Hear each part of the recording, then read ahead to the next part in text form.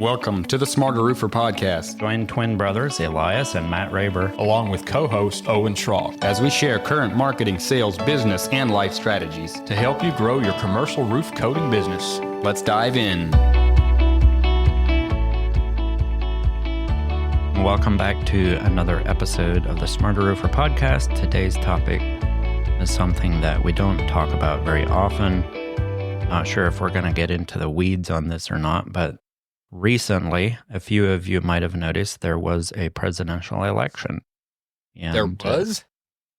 There was this older fella working at McDonald's, and then America's got opportunity like very few countries have. You go from working in McDonald's, flipping fries, to flipping burgers, going to the White House in a week's time. The opportunity is just outrageous. Anyways, so was that Brandon? What was the guy's name? It might have been Branding. I think you're getting that mixed up. That was definitely Branding.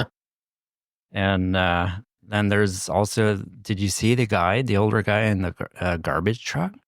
And now he's president, going to be president. I mean, America's just wide open with opportunity. Mm-hmm. Going back 7.5 years ago, that was a huge thing. And 7.5 years ago, at one of our conferences, one of the speakers said, things are changing.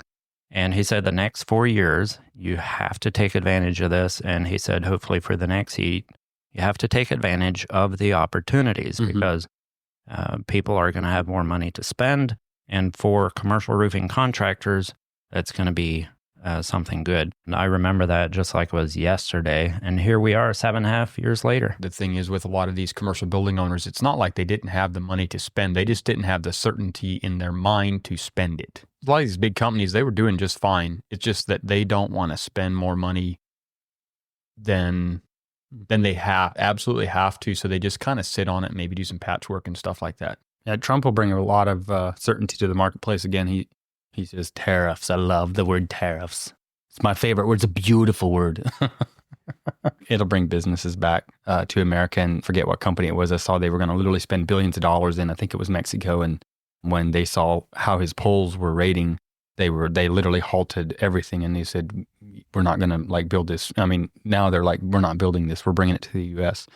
And I think that we're going to see a lot of certainty come back into the market. I think that the next 4 or 5 years, potentially we can see the strongest economy that we've ever seen in our lifetimes. Tends to be a year that is a little bit harder because you have that uncertainty again. But there's a lot of things I think that are going to change over the next 4 years, politically in Washington. There's a lot of garbage that's come out to light. I think Trump's going to be much more dangerous in his last 4 years as president than his first 4 years because you want to get reelected. Tell me if this is true or not. I heard Trump can actually run again because he didn't run 2 consecutive years. They say if you don't do consecutive years, so 8 years back to back, you can actually run more than 8 years. Thought to me. I'm not sure if it's a thing or not. I don't know if that's true or not. Super excited about having a good president again. So I would say, 21, it was like everybody knows there was a shortage in product and because of COVID and all this. If you could get to the roof, you probably sold the roof. In 22, it was amazing. It was like product became much more available and all of a sudden you had all this backlog of roofs that needed to be done. You said 22 is your best year you ever had. If you're listening to this, you might be able to say the same thing. 23 was slower. And then 24, I had a fair amount of our contractors just last year or this year say this was like the most difficult year they've ever had in 8 years of trying to sell roofs. It was just slower. And I would say the same thing in the new company we're starting, Quaker State Roofing. It was just the certainty wasn't there. We did a lot more. I mean, we did so many bids this year that if we just do our follow-up one, I think we're going to sell. And we picked up some really nice clients this year. We just got done on one. It was probably an $80,000, maybe $90,000 job. We did 3 small roofs for them. They wanted to do the entire thing, but they're like, we're just going to hang off. We really need to do these 3. But I could see us next year getting all the rest of their roofs. I mean, they probably have another 100,000 more than that probably sitting there to get done. I think that he's going to bring a lot of certainty back into the marketplace, and I think we need to be taking advantage of that. I know Patrick Bet David, his podcast, one thing that he used to say a lot more, I think, than he does now. Now is just everything's future looks bright. Future looks bright. That's his thing. And I agree with that. But he used to say, stay positive 51%, but be paranoid 49%. In other words, you have to stay positive. Like you really have to. And I think if you that want describes success. me pretty well. But and he also Elias says, is more the kind yeah, positive. so it works 80% out pretty good paranoid as 20. twins. Yeah, that's kind of twinning thing going on there. But he also says the paranoid survive. It's the paranoid, those that are always looking around, what's going to happen next? Those are the ones that survive. But I think that percentage, I would shift that percentage. Hopeful, positive, I don't know, probably 70%, maybe 80%.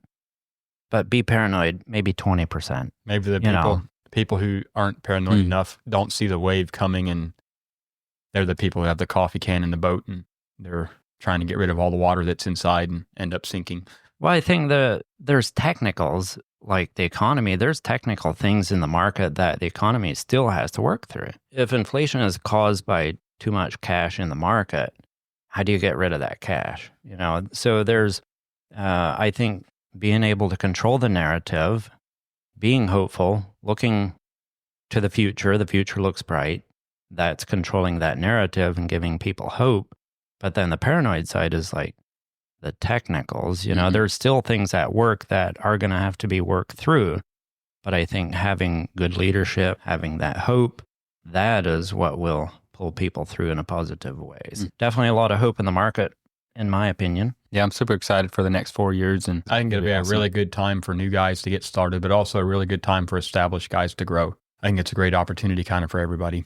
I think especially for new people getting started, I think guys that are already established, they kind of have a customer base and all, and it just kind of keeps on keeping on and a lot easier. But the new guys are the guys who really suffer in the times when it's hard, when they get started in a tough time. It's really hard. It's hard enough to start a business even in good times, especially like the last year was maybe extra difficult. And where this year, yeah, it's still not going to be just a breeze to start a business because it never is. There's still things you have to do. There's still challenges you have to face. There's still struggles you have to go through, risks you have to take. That's just all part of starting a business. I think it'll be as easy to start a business as it ever should be. I know in the last, so about 7.5 years ago, our supplier was doing maybe 26 million in roofing volume, which equates to about 75 or 100 million retail. Then 2 years ago or so, 150 million. So that equates to about 600 million in gross revenue, probably in roofing sales. And so if you take that growth, if you can do the same percentage of growth in the next 8 years, I mean, that's a lot of volume. That's a lot of roofs that have to be done. So let's say someone is listening brand new or is used to doing residential. What are some things what are some advantages of the commercial market, especially in coatings, commercial buildings? Like there's a couple advantages there, I think, that even if there's a struggle for another year or if there's huge growth over the next 8 years, either way, with commercial and coatings, I think there's a really good fit there. I've always said I think coatings are a unique opportunity for a contractor to be involved with because in a downturn, people that would go tear that roof off, they're like, hey, we have $1 million to tear that roof off. When the economy isn't so strong, they're going, you know what, we could probably spend $180,000 to get that roof or $250,000 to get that roof restored.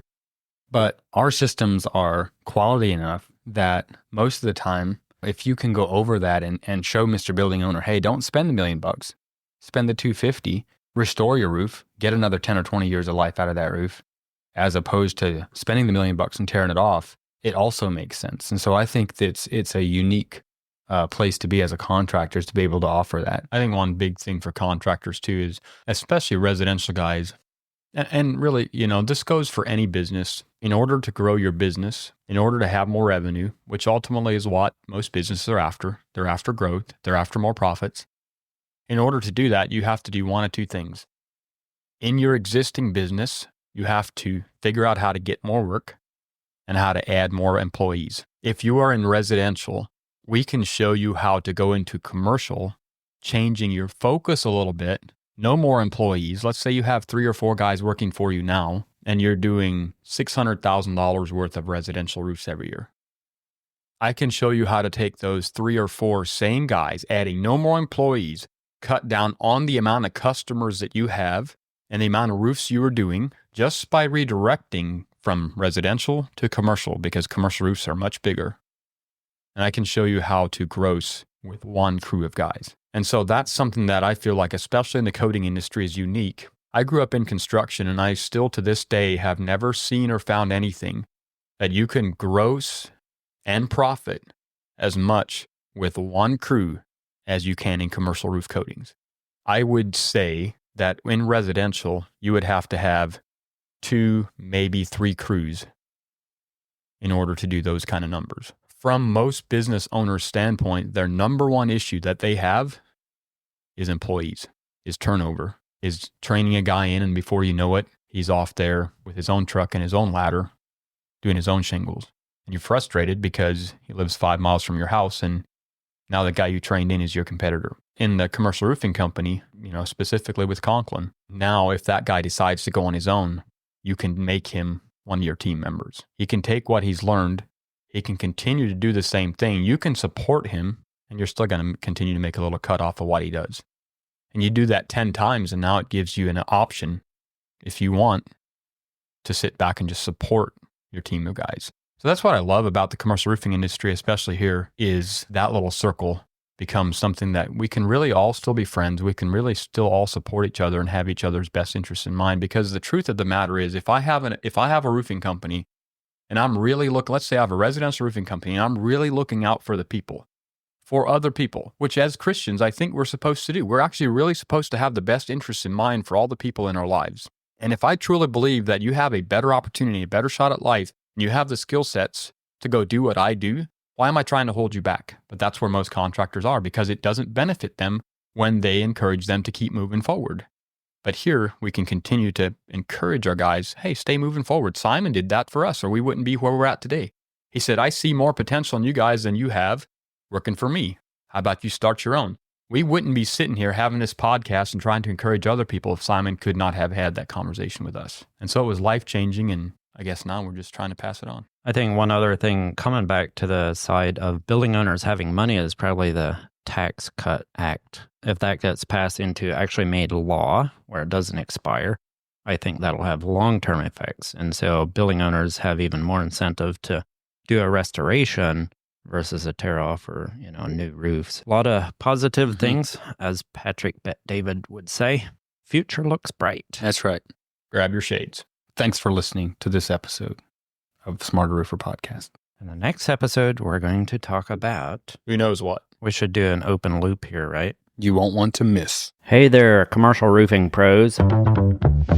Save the date, March 13 and 14th, 2025. The Smarter Roofer Conference is coming your way. Get ready for 2 action-packed days of trainings and insights on the key ingredients of a successful business.